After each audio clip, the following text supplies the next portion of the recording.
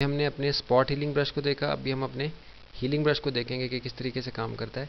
Healing brush का काम वैसा ही ऑलमोस्ट जैसा कि हमारा क्लोन स्टैम्प टूल का काम है, जिसकी शॉर्टकट एस है, जो उसके बिल्कुल नीचे वाले टूल के ग्रुप के अंदर है।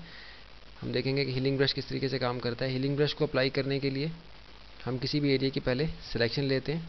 स्ट्रोक का साइज़ मैंने क्लोज ब्रैकेट से थोड़ा सा बड़ा कर दिया।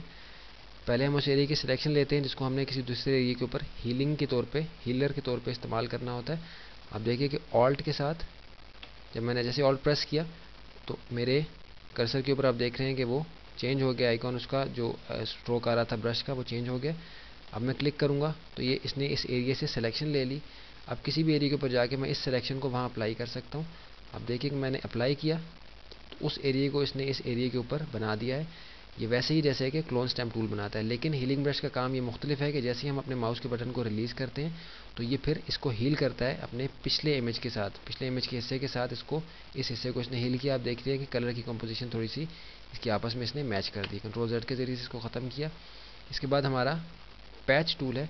पैच टूल किस तरीके से काम करता है, आप देखिए कि पैच टूल में हम पहले उस एरिया की सिलेक्शन लेते हैं कि जहाँ के हमने पैच टूल अप्लाई करना होता है।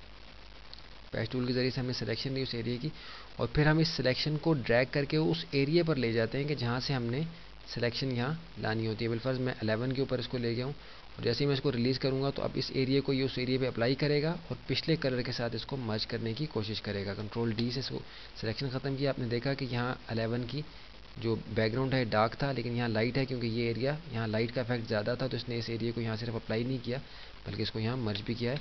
एक बार फिर हम इसको अप्लाई करके देखते हैं।